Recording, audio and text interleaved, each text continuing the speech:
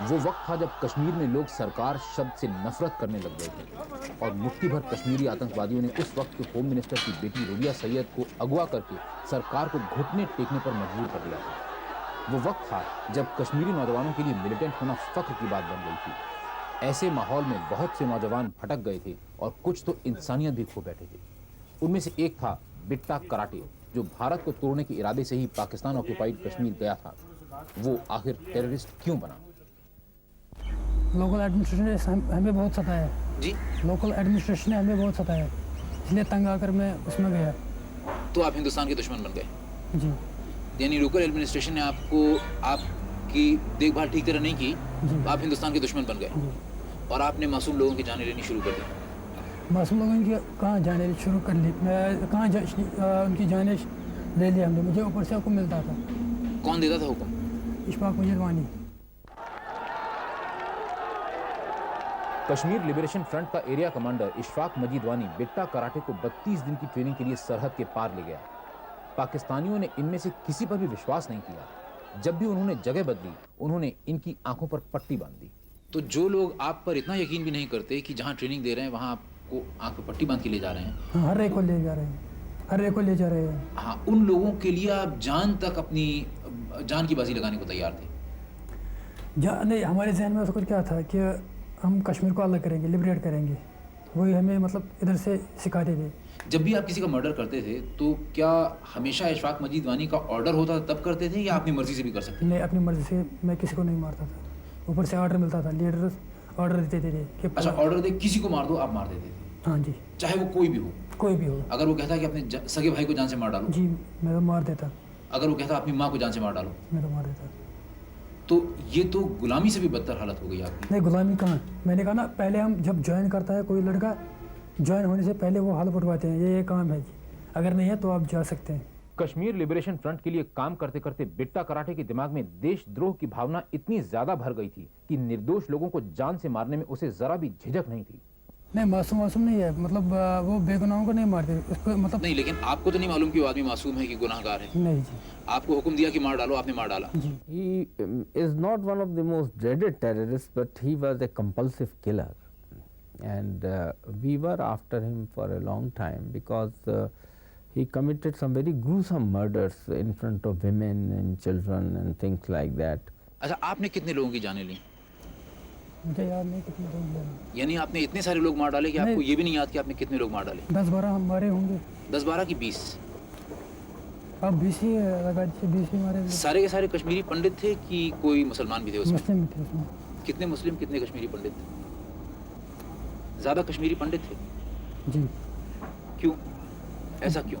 ऊपर से ऑर्डर मिलता था, मैंने कहा। अच्छा, पहला जिस आदमी को पहले आपने जान से मारा वो कौन था?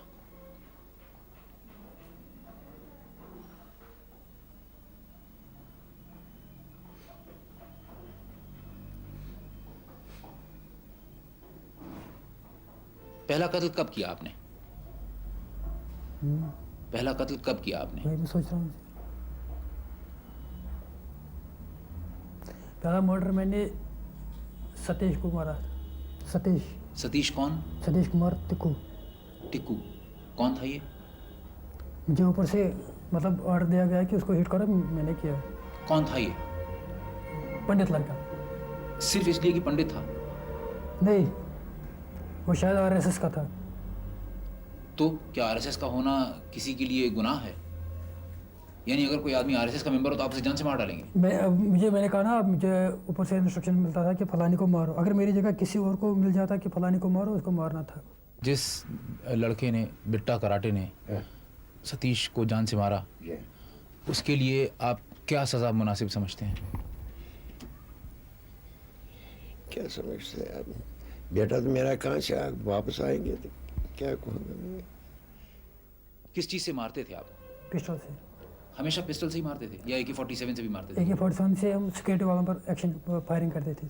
अच्छा, और जब किसी एक आदमी को मारना होता था तो पिस्टल से? पिस्टल से। तो अकेले जाते थे कि 2-3 आदमी साथ होते थे? मैक्सिमम मैं अकेला जाता था। तो नकाब पहनी होती थी आपने? नकाब के बगैर जी। यानी लोग आपको देखते थे कि आप हैं जो जान से मार रहे हैं किसी को? जी। लोग पहचानते थे आपको? तो लोगों ने आपको पुलिस के हवाले नहीं किया? नहीं जी। इसका मतलब लोग उस वक्त आपको... लोग साथ देते थे। अच्छा, कभी ऐसा हुआ कि आपने जिस आदमी को मारना चाहा, आपने कोशिश की लेकिन आप फेल कर गए? नहीं जब भी आपने कोशिश की सफल हुए? जी, सफल हुए। मैं जिधर निशाना चाहता था लगा उधर बराबर पहुंच जाता। तो इसमें क्या खासियत थी आपकी, मतलब क्या बात थी कि आप हमेशा सफल हो जाते थे? मतलब मसल पावर पे होते हैं, मसल पावर। हाँ। पिस्टल सबसे टफ फायर होता है पिस्टल फायर, और पिस्टल फायर में मसल पावर अच्छी होनी चाहिए। और आप नज़दीक जाके एकदम फायर करते होंगे? नज़दीक में डिस्टेंस बहुत रखता था। कितना डिस्टेंस? 30 गज 20 गज। इतनी दूर से पिस्टल से मार देते थे? जी, और क्या कहाँ निशाना ताकते थे, सर का कि दिल का? मैक्सिमम मैं सर का या हार्ट का लगाता था। तो जब लोग मर जाते थे या आपके सामने तड़पते भी होंगे, तो आपको कभी ऐसा लगता था कि मैं क्या कर रहा हूँ, मैं इंसान हूँ, इंसान की जान ले रहा हूँ? पहले पहले लग रहा था, बाद में नहीं। बिट्टा कराटे जिस आदमी के कहने पर आंख मूंद कर चल रहा था, उस आदमी इशफाक मजीद वानी की मौत उन निर्दोष लोगों से भी बदतर हुई जिन्हें उसने मारा था। इशफाक मजीद वानी को कैसे मारा गया? वो तो काउंटर में मारा गया। एनकाउंटर में? इनकाउंटर में मारा गया। जेन्युइन एनकाउंटर था? जंग इनकाउंटर, मतलब सही एनकाउंटर था? सही इनकाउंटर। असलियत में वो सिक्योरिटी फोर्सेस के ऊपर फायर कर रहा था, नहीं तो वो तो कवर पोजीशन में खड़ा था। लेकिन लड़ रहा था सिक्योरिटी फोर्सेस से। बाकी जो लड़के थे वो लड़ रहे थे, और उसने हैंड ग्रेनेड फेंकने की कोशिश की, हथगोला। इशफाक मजीद वानी ने? जी, और इसके ऊपर फायर 2-4 आ गए। लेकिन अब बिट्टा कराटे को लगता है कि पाकिस्तान ने उसके साथ धोखा किया है। उन्होंने कहा पहले जब मैं 88 में जब मैंने इन्फिल्ट्रेशन की, तब उधर जब ट्रेनिंग की, उन्होंने कहा कि आप अंदर से कुछ करो, जब लोग आपके साथ होंगे तो बाकी हम कुछ करें, बाकी हम सब हम पर डालो। यानी पाकिस्तान हिंदुस्तान पे अटैक करेगा, जंग करेगा। तो फिर ऐसा तो हुआ नहीं? ऐसा तो नहीं हुआ। तो आपको कैसा महसूस हुआ? अब तो दुख हो रहा है बहुत, मतलब आपको ऐसा लगा कि आपके साथ धोखा हुआ? बहुत धोखा हुआ है। आपको लगता है कि जो रास्ता आप अख्तियार कर रहे हैं, मिलिटेंट्स अख्तियार कर रहे हैं, गोली चलाने का, बम ब्लास्ट करने का, मासूम लोगों की जानें लेने का, इससे जो आपका मकसद है कि हिंदुस्तान को तोड़ दें, कश्मीर को अलग कर दें हिंदुस्तान से, ये पूरा हो पाएगा? मेरे ख्याल में मुश्किल है कि नामुमकिन है?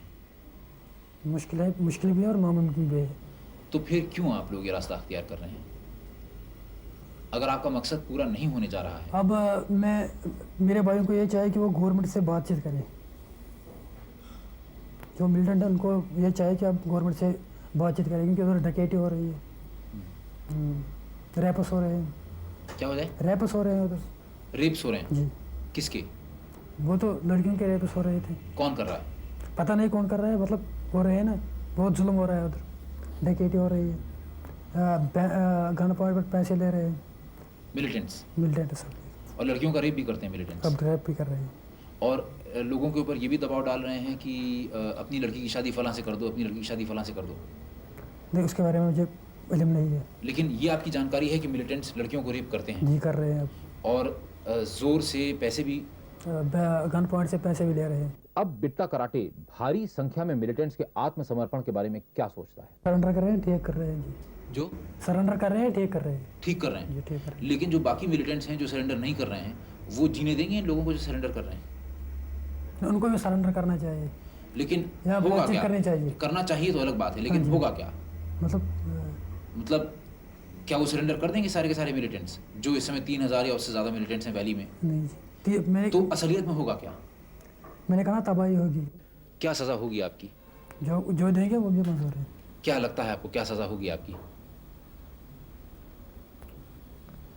हो सकता है उम्र कैद हो जाए, हो सकता है फांसी भी हो सकती है। ज़्यादा क्या संभावना है, पॉसिबिलिटी क्या है?